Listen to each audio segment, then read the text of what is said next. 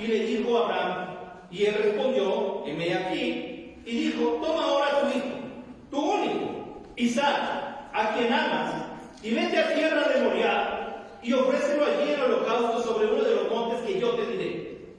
Y Abraham se levantó de mañana, muy de mañana, y enalbardó su asno, y tomó consigo 2 siervos suyos, y a Isaac su hijo. Cortó leña para el holocausto, y se levantó, y fue al lugar que Dios le dijo. Al tercer día, alzó Abraham sus ojos, y vio el lugar de lejos. Entonces dijo Abraham a sus siervos, esperad aquí con el asno, y yo y el muchacho iremos hasta allí, y adoraremos y volveremos a vosotros. Y tomó Abraham la leña del holocausto, y la puso sobre Isaac su hijo, y él tomó en su mano el fuego y el cuchillo, y fueron ambos juntos. Entonces habló Isaac a Abraham su padre, y dijo, Padre mío. Y él respondió, heme aquí, mi hijo. Y él dijo, he aquí el fuego y la leña. Mas, ¿dónde está el cordero para el holocausto? Respondiendo Abraham, Dios te proveerá de cordero para el holocausto, hijo mío. E iban juntos. Número 1, hermanos, nos encontramos con un corazón con disposición. Un corazón con disposición. Dios ya había tratado con Abraham. Dios ya le había enseñado a Abraham. Abraham ya se había reído de la promesa de Dios. Sara se había reído de la promesa de Dios. Y Dios fue fiel. Dios contestó. Y le concedió un hijo que había amado, deseado toda su vida, pero que era necesario que Abraham entendiera, hermanos, que ese hijo le pertenecía a Dios. Y qué mejor manera, hermanos, de recordar que todo lo que tenemos le pertenece a Dios que entregándoselo a Él. Y ahí es donde a veces tenemos problemas. Porque reclamamos derechos sobre lo que no es nuestro. No es nuestro el tiempo, no es nuestro el dinero, no es nuestra la casa, no es nuestro el auto, no es nuestra familia. Todo nos lo ha dado Dios. Así que lo que ocurre, hermanos, es que cuando Abraham recibe esta hermosa promesa y Dios llega al encuentro, Abraham ya estaba tan familiarizado. A mí me encanta esto en la historia de Abraham. Que Dios hablaba con él y él platicaba como grandes amigos. Por eso Abraham se llama amigo de Dios. Él conocía la voz de Dios. Él sabía cuando hablaba Dios. Pero tal vez no entendía lo que Dios requería de él. Y hermanos, déjenme decirle que Dios no pide mucho. Él pide todo. Todo lo que yo soy. Aún los días, hermanos, que me restan por vivir en la tierra, tienen que ser para Dios. Eso es una persona que realmente ama a Dios. No a medias, no a mis tiempos, no cuando yo pueda, no cuando se me acuerde, no que me venga a la mente, no cuando me acuerde. Yo, hermanos, mi vida le pertenece a Dios. Y entonces, hermanos, Dios le dice a Abraham, quiero que vayas y hagas un holocausto muy especial, muy en particular, porque me vas a ofrecer lo que más amas. Vas a ofrecerme a tu hijo Isaac en holocausto. Por ahí, para los detractores de la Biblia, dicen que Dios es un Dios tirano porque tenía la costumbre de solicitar estos sacrificios. Cuando leemos la Biblia, hermanos, no existe eso en la Biblia. No hay un Dios pedir sacrificios humanos, no lo hay. El único caso es este, y hasta eso Dios fue bien cuidadoso al hacerlo. Así que no es cierto. Hay que leer la Biblia. Cuando me dicen eso siempre les digo, hay que leer la Biblia. Cítame 3 casos donde Dios haya dicho eso quitando a Abraham. ¿Sabe qué? No lo hay. No lo hay. Porque Dios no tiene esa costumbre. Porque a través de esta enseñanza con Abraham nos va a hablar de lo que va a hacer Él.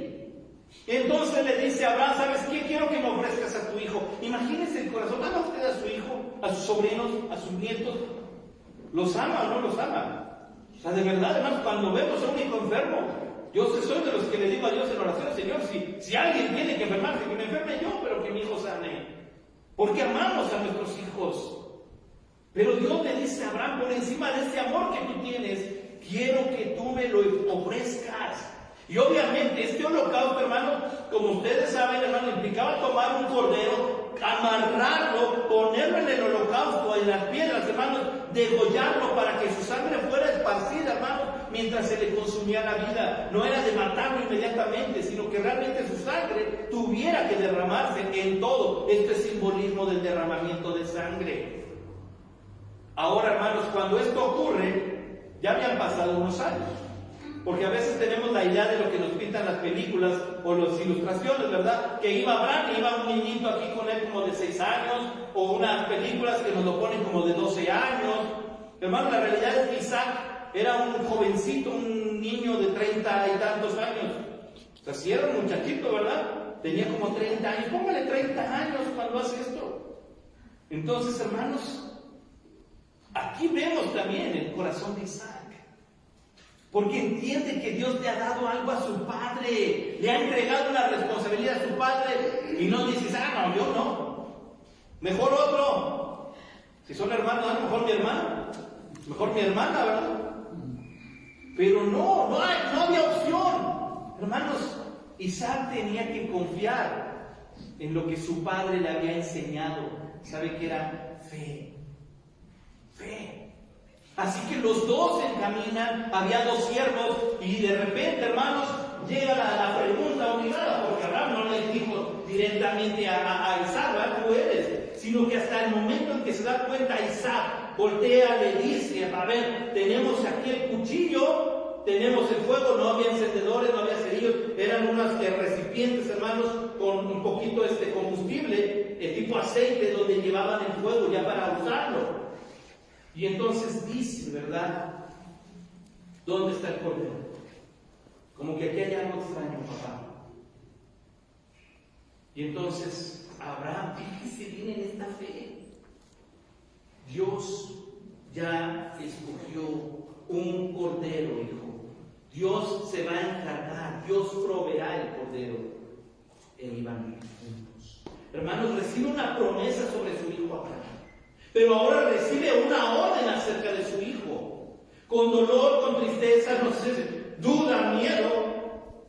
Pero Dios le indica, antes que todo lo que tú amas, tienes que amarme a mí. ¿Tú querías un hijo? Yo te doy. Tienes que amarme a mí. Hermanos, a veces nos olvidamos de eso. De que Dios nos ha dado aquello que oramos. Dios nos dio la vida. ¿A quién le tenemos que entregar nuestra vida? Es que mi vida se la ofrecí a mi esposa. Eres mi vida, sí, pero usted tiene que darle su vida al Señor. Si sirva en su casa, ame a su esposa, ame a su esposo, aún si le diga mi vida o mi vida, ya me acuerdo que se necesitaba lo que era, no, mi vida nomás, dígale mi vida. Pero ¿sabe qué? Que realmente en su corazón quien reine sea el Señor. ¿Cómo puedo ser un esposo que ama a mi esposa amando a Dios, obedeciendo lo que está bien? ¿Cómo puedo ser un padre como Abraham que le enseñe a mi hijo a confiar? Necesito lo que hacía Abraham. ¿Y saben qué hacía Abraham? Hablaba con Dios. Él salía a hablar con Dios. Dios hablaba con él. Usted y yo, hermanos, si mis hijos no me ven leyendo la Biblia, ¿cómo van a desear hablar con Dios? Si mis hijos no me ven orando, no van a desear orar. Así que algo tenía en el corazón Isaac, que sabía que si su papá confiaba en Dios, él tenía que confiar y obedecer. No iba a pregunte y pregunte, ¿y el cordero? ¿Y el cordero? ¿Y el cordero? ¿Se nos olvidó el cordero? ¿Y el cordero? Allá hay un Oxxo, venden corderos, vamos por uno. ¿Dónde hay corderos? No dijo eso. Dios se encargará de todo, hijo. Si mi papá ha confiado en Dios, yo voy a confiar en Él también. ¿Sí se da cuenta del peso tan grande que hay en la fe? Algo tenía que ocurrir ahí.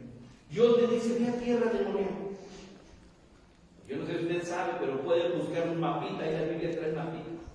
Y resulta que el mapita le va a arrojar que en la tierra de Moria se construyó el templo. Y en uno de los montes en específicos, en tiempo de Jesús, está el Gólgota, donde Jesús fue sacrificado. Así que todo, hermanos, tiene una conexión, una armonía hermosa en la Escritura. Dios estaba hablando de un sacrificio a partir de la fe. 2, versículo 9 en adelante. Y cuando llegaron al lugar que Dios le había dicho, edificó allí Abraham un altar y compuso la leña y ató a Isaac, su hijo. Dice bien. Y lo puso en el altar sobre la leña, extendió Abraham su mano y tomó el cuchillo para degollar a su hijo. Entonces el ángel de Jehová le dio voz desde el cielo y dijo: Abraham, Abraham. Y él respondió: heme aquí. Y dijo: no extiendas tu mano sobre el muchacho, ni le hagas nada, porque ya conozco que temes a Dios, por cuanto no me rehusaste a tu hijo, tu único. Entonces alzó Abraham sus ojos y miró, y aquí a sus espaldas un carnero trabado en un zarzal por sus cuernos. Y fue y tomó el carnero y lo ofreció en holocausto en lugar de su hijo. Y llamó a Abraham el nombre de aquel lugar: Jehová proveerá. Por tanto se dice hoy: en el monte de Jehová será provisto. Número 2, hermanos, una intervención para salvación. Una intervención para salvación. Abraham, hermanos, con todo el dolor de su corazón, imagínense la pesadumbre en el corazón de Abraham para tener que ver a su hijo. Hijo, levanta las manos, te voy a amarrar.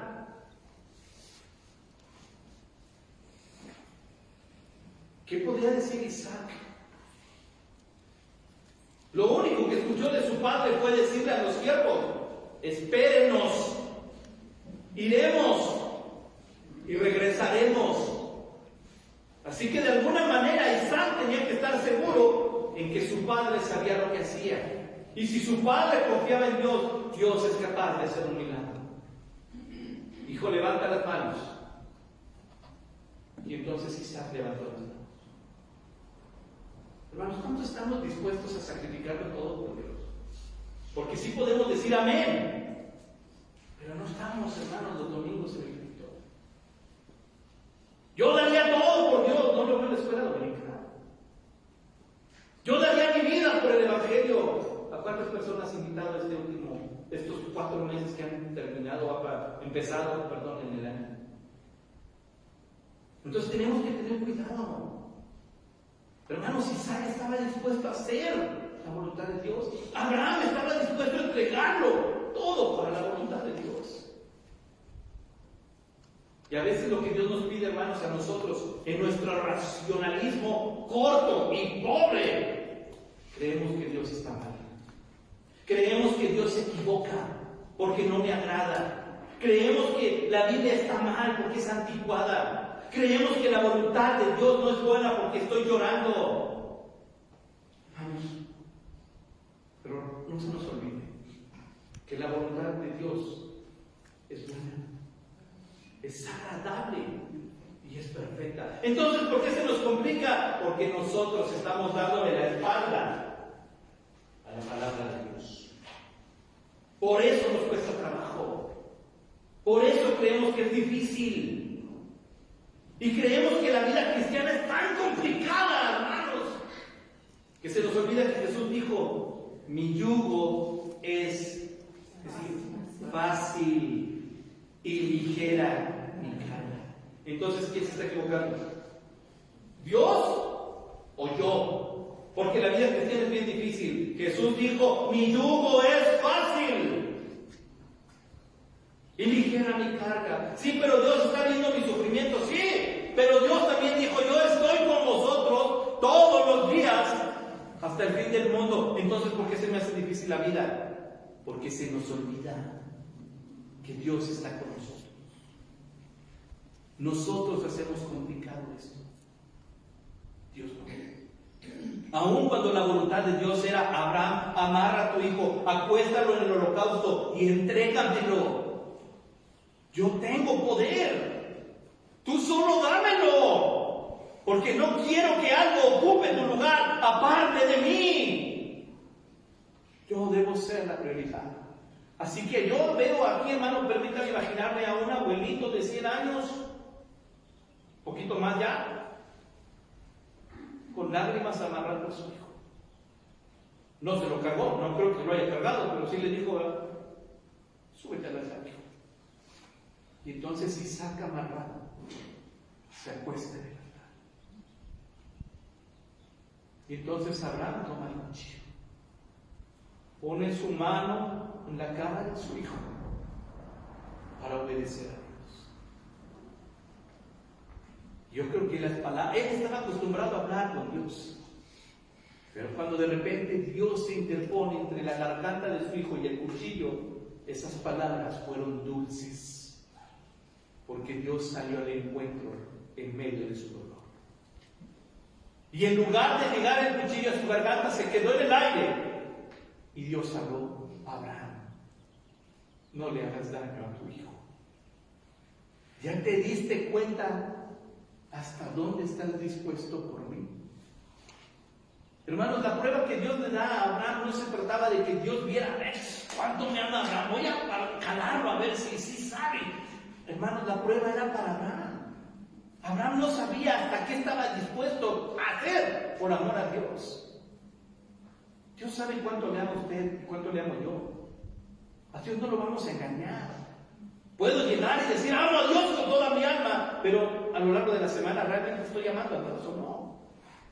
Dios sabía lo que había en el corazón de Abraham, pero creo que Abraham no era capaz de entender hasta cuánto Dios era importante para él, hasta ese punto que Dios se interpone y dice: ya te diste cuenta, yo ya sé que realmente me amas. No me rehusaste lo que más amas, Abraham, me lo diste. No lo usaste de pretexto. Lo que yo te di no fue pretexto. Lo que yo te di me lo entregaste. Así que yo me encargo de lo demás. Hermanos, y esta parte es tan maravillosa, porque le dice el 13, entonces Abraham alzó sus ojos. Significa esto una cosa: que estaba agachado. Y qué mejor noticia, hermanos, cuando usted y yo lloramos, generalmente bajamos la cabeza. Un niño regañado llorando baja la cabeza.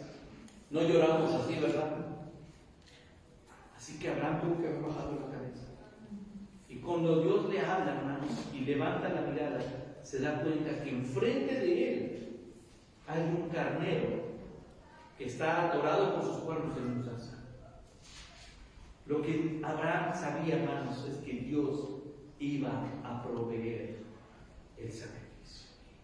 Así que entonces, hermanos, desata a su hijo, abraza a su hijo, pero ¿sabe qué lección le queda a Isaac? Mi padre ama más a Dios que a mí. Hermanos, esto debería ser una tarea en cada hogar. Que puedan ver nuestros hijos que yo como papá lo amo a él, pero amo más a Dios. Que mi esposa vea que yo la amo con toda mi alma, pero amo más a Dios. Amén.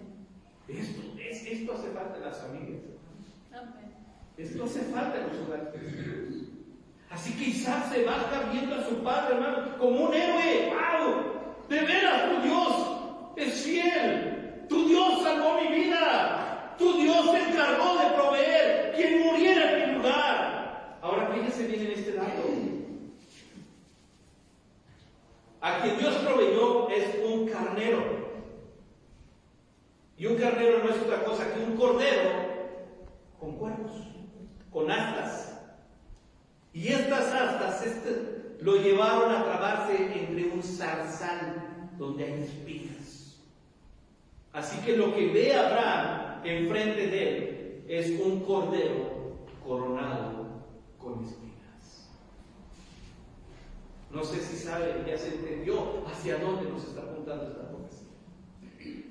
Y entonces Abraham fue y tomó a ese cordero, a ese carnero, y junto con su hijo lo ofrecieron para alabar a Dios. Lo ofrecieron por gratitud de que Dios proveyó un sustituto. Lo ofrecieron por amor, porque amaban a Dios. Lo ofrecieron por fe, porque confiaban en que Dios haría algo. Lo ofrecieron por gratitud, porque Dios salvó la vida de Isaac. Todo lo que ocurre en este lugar, hermanos, en ese momento, arroja todo lo que hay en el corazón de Dios por usted y por mí. Gracias, Señor. Porque, hermanos, quien debía estar en ese altar, en esa cruz, éramos usted y yo. ¿Y sabe qué es lo bonito de eso? Que si Dios hubiera considerado el permitir que usted y yo llegáramos a ese punto, hermanos, solo hubiéramos padecido como consecuencia del pecado. Nada más. Leíamos, hermanos, la paga del pecado es muerte. Eso se hubiera consumado tal cual, porque es la palabra de Dios.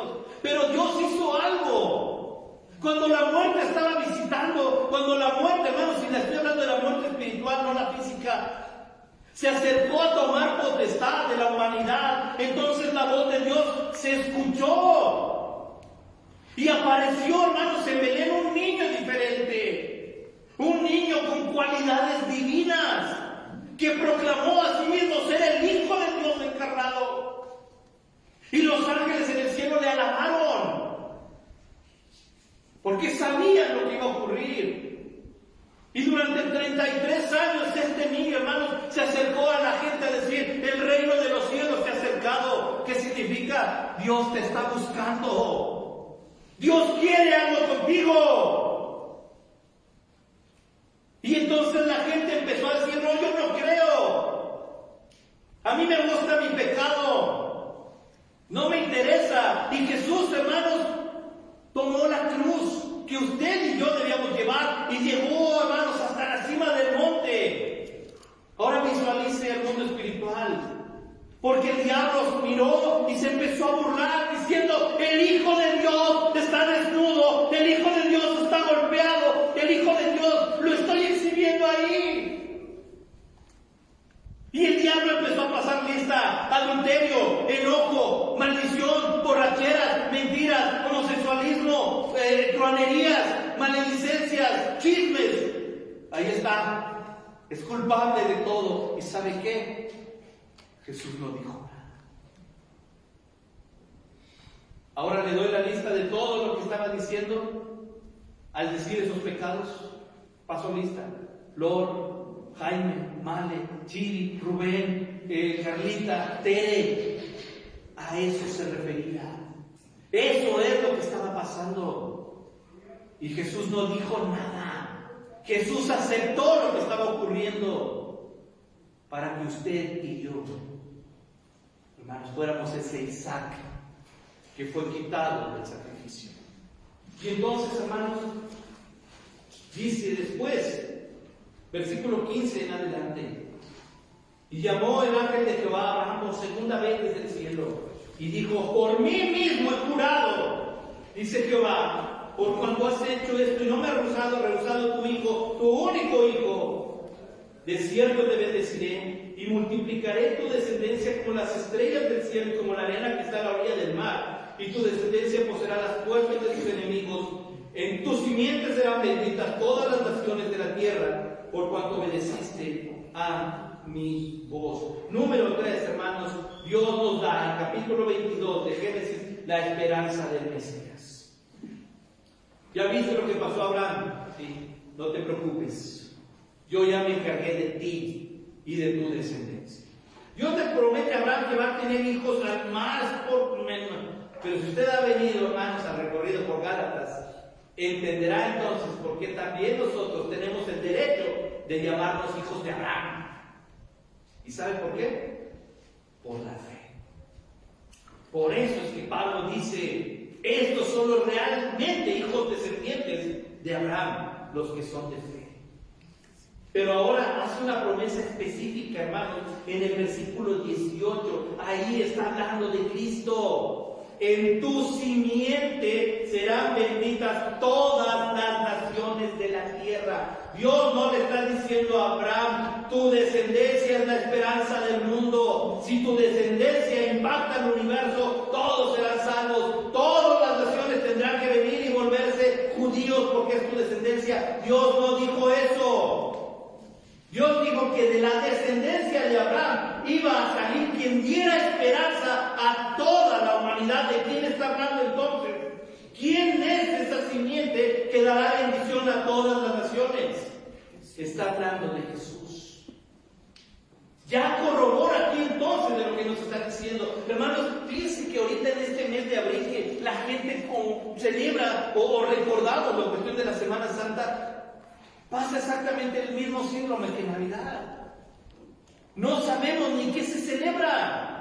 No entendemos, la gente no sabe. Y algunas iglesias, hermanos, nos cuesta trabajo si alguien nos dijera, pero ¿dónde hay profecías en la Biblia acerca de Jesús? Hermanos, desde el protoevangelio, Génesis 3:15, Dios ya estaba hablando de Jesucristo. Génesis 22, Dios está dando exactamente qué es lo que iba a ocurrir. Dios proveería un cordero que guardaría silencio, un cordero que estaría coronado con espinas, un cordero tomado, hermanos, en lugar de otro para morir. Y que a partir de la promesa hecha a Abraham, vendría la bendición de salvación para todos. ¿Qué recordamos usted y yo, hermanos? No importa, bueno, es que las fechas, no se preocupen por las fechas. Así como decimos Navidad es todo el año, Semana Santa también debería ser todo el año, porque debemos recordar y no olvidar lo que Jesús hizo por nosotros. Amén. Y Él fue el Cordero, hermanos, que fue degollado en lugar nuestro. Así que no pasemos por alto, hermanos, no vivamos igual nuestra vida, ¿verdad? Lo mismo, bueno, es Semana Santa y no se come carne, ni siquiera fundamento eso, váyase a los tacos con limpia conciencia de verdad. Me invitan, me hablan por teléfono, vamos a los tacos, ¿verdad? Sí, no se preocupe, yo pregunto siempre, ¿cuáles son los tacos que se abren en viernes de Semana Santa? Porque luego no, uno sufre, ¿verdad? En la noche, viernes en la noche, no se come carne, no está en la Biblia eso no está. ¿Qué es lo que está en la Biblia? El sacrificio de Cristo. Y ese se celebra todos los días, porque todos los días podemos recordar lo que hizo Jesús por mí. Así que, hermano, valore su vida, pero entréguese a Dios. Valore a su familia, pero pónganos en el altar para Dios, que su familia sea adoración a Dios. Su trabajo, entrégueselo a Dios. Su cartera, entréguesela a Dios. Dios no lo va a matar de hambre. ¿Cómo dicen eso en las redes sociales, verdad? No, claro que no. Dios es más bueno de lo que nos imaginamos. Entréguele a Dios todo, hermano. Porque Él puede proveer hasta de donde nosotros no nos imaginamos. Abraham no llevó cargando un cordero. Dios se lo dio. Dios tomó la vida de su hijo para sí. No lo mató. Dios recibió como ofrenda una vida viva. Esa fue la ofrenda de Abraham. Ofrendamos nosotros, hermanos. Ofrendemos nosotros nuestra existencia, nuestra respiración, nuestro hogar, nuestros pasos. Caminemos en fe. La promesa del Mesías, hermanos, trajo esperanza. Si usted es cristiano, esta promesa se cumplió en Cristo. Si usted ha creído en Cristo, Jesucristo nos deja esperanza en todo lo que hizo. Pero ¿qué tengo que hacer, hermanos? Baje la cabeza como Abraham. Señor, voy a confiar en ti. El momento es difícil, el momento es complicado. ¿Van a subir los aranceles? ¿No van a subir los aranceles? No sé. Pero ¿sabe qué? Estoy seguro de que Dios está conmigo. Porque Él así es. Así que tenemos que aprender a caminar en la fe, hermanos, que le caracterizó a Abraham. Y si ponemos atención, nos daremos cuenta que nos encontramos con la profecía de la esperanza más hermosa de la que podemos aprender nosotros. Padre, gracias. Te damos las gracias por tu palabra. Y te damos gracias, Señor, porque qué difícil fue la lección para Abraham. Pero no es diferente a la nuestra, Señor. Nosotros también tenemos que aprender a caminar en esa fe. Tenemos que aprender a entregarte todo, Señor. Y a mirar en tu palabra, mi Dios,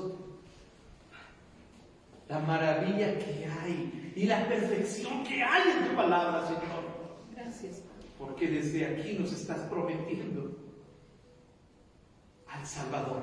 Amén. Aquel que tomó nuestros pecados, aquel que ocupó nuestro lugar en esa cruz. Así que hoy te damos la gloria y te damos las gracias por tu Hijo Jesucristo. Gracias. Te alabamos y glorificamos por tu Hijo Jesucristo y te agradecemos con todo nuestro corazón por tu Hijo Jesucristo. Gracias, Padre. Pero te pedimos, Señor, que quebrantes nuestra soberbia, nuestra arrogancia, Señor, hasta que caigamos y digamos, Señor, que se haga tu voluntad en mi vida. Así sea. Y que como iglesia, Señor, caminemos en la dirección, en la misma dirección que caminó Abraham. Solo mirándote a ti, solo escuchándote a ti, Señor. Así sea. Porque nos está haciendo mucha falta. Así que ponemos tu iglesia en tus manos, mi Dios. Y ponemos nuestras vidas en tus manos. Y te damos las gracias por tu palabra poderosa, Señor. Amén. En el nombre de Cristo Jesús.